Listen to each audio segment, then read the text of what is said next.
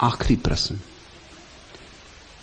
मैं अपनी पत्नी के अतिरिक्त अन्य स्त्रियों में भी उत्सुक हो जाता हूं, लेकिन जब मेरी पत्नी दिखाती है तो मुझे बड़ी ईर्ष्या होती है, भयंकर अग्नि में मैं जलता हूं।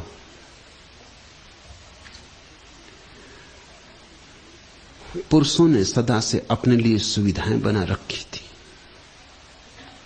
स्त्रियों को अवरुद्ध कर रखा था। पुरुषों ने स्त्रियों को बंद कर दिया था मकानों की चार दीवारों में, और पुरुष ने अपने को मुक्त रख छोड़ा था। अब वे दिन गए। अब तुम जितने स्वतंत्र हो उतनी ही स्त्री भी स्वतंत्र है।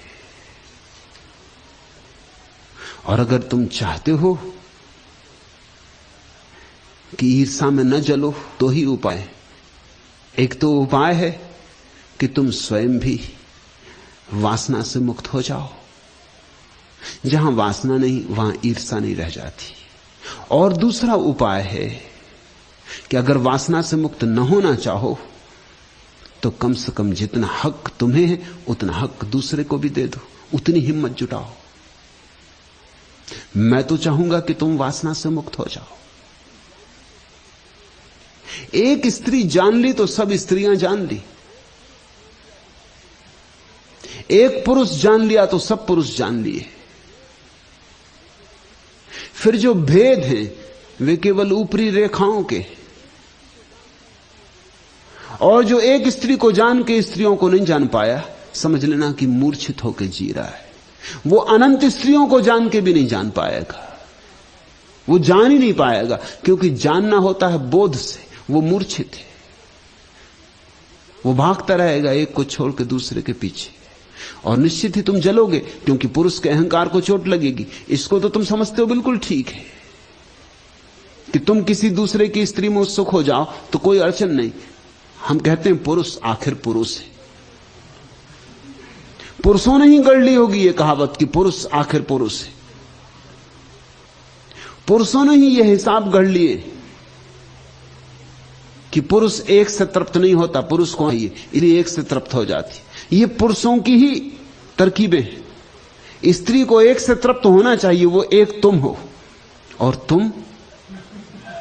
तुम कैसे एक से तृप्त हो सकते हो? तुम तो पुरुष हो, पुरुष को तो सुविधा ज्यादा होनी चाहिए। मैंने सुना है मुल्ला नसरुद्दीन के पड़ोस में श्रीमान मल्होत्रा नए नए आके पड़ोसी हुए।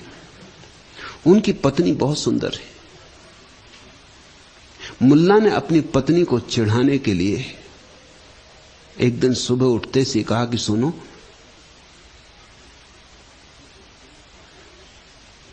नाराज ना हो, कुछ दिनों से रोज मुझे सपनों में श्रीमती मल्होत्रा दिखाई पड़ती। पत्नी बोली, अकेली ही दिखाई देती है ना? मुल्ला ने कहा, पर तुम्हें कैसे पता चला? पत्नी ने कहा, क्योंकि श्रीमान मल्होत्रा मेरे सपनों में आते।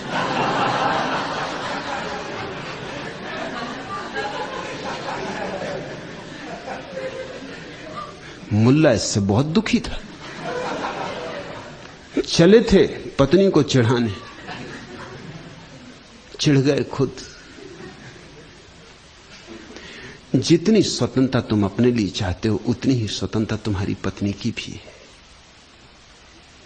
और अगर तुम पाते हो कि नहीं, सुख होना उचित नहीं है, तो फिर तुम्हारा दूसरी स्त्रियों में उत्सुक होना भी उचित नहीं। और जो तुम चाहते हो तुम्हारी पत्नी करे, वह तुम्हें पहले करना चाहिए, तभी तुम हकदार हो।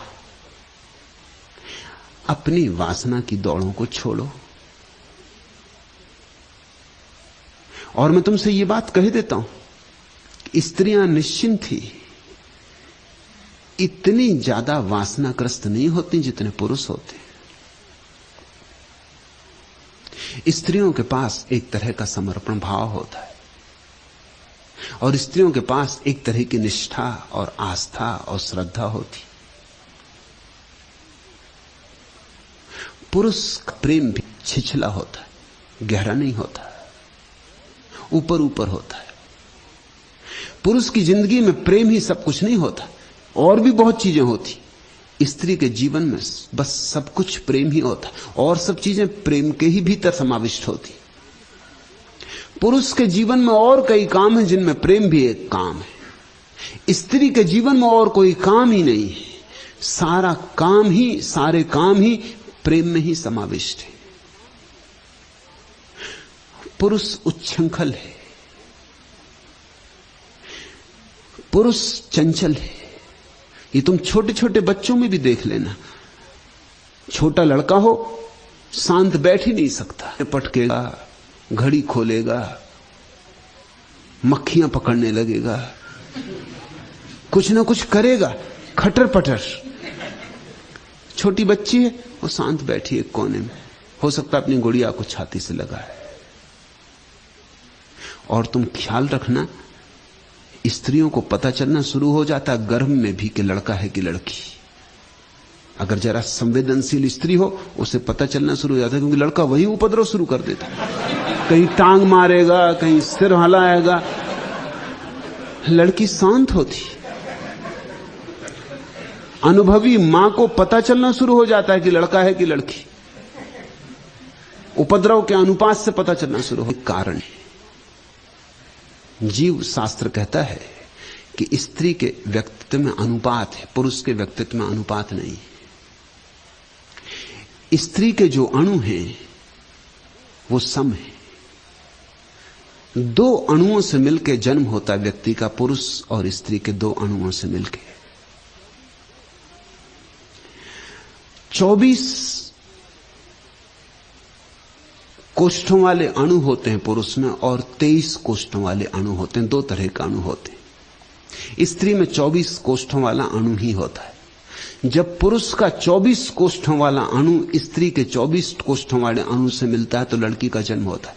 48 अणु सम, तराजू के दोनों पल्ले बराबर होते हैं। और जब पुरुष का 23 कोष्ठों वाला अणु स्त्री के 24 कोष्ठों वाले अणु से मिलता है तो पुरुष का जन्म होता है।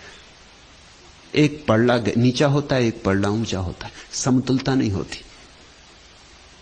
47 कोष्ठ होते हैं, एक तरफ 23, एक तरफ 24।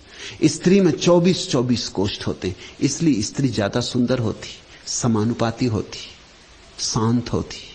उसमें एक तरह की समता होती, एक तरह की स्थिरता होती, एक तरह की गोलाई होती स्त्री के व्यक्तित्व में। पुरुष में थोड़ा सा तिरछापन होता है, आड़ा आड़ा जाता है। भी है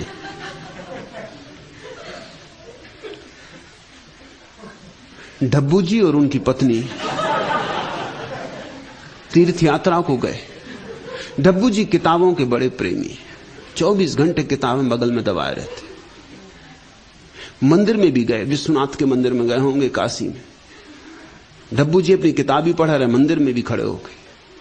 पत्नी प्रार्थना कर रही है, अब उसका दुख तुम समझो। उसने जोर से कहा, हे विश्वनाथ के देवता, इतना भर करना, अगले जन्म में मर के मैं स्त्री ना हूं, किताब हूं,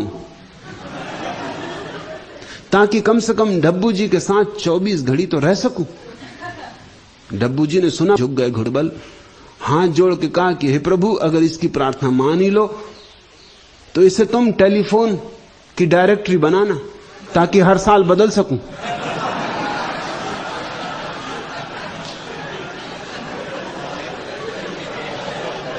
पुरुष का चित्त ऐसा ही चंचल है। इस चंचलता को जाने दो, थोड़े स्थिर हो, थोड़े शांत हो, थोड़े जीवन में समझदार हो। बहुत दौड़ चुके जन्मों जन्मों तक, कहां पहुंचे हो, अब कब तक दौड़ते रहोगे? अब ठहरो,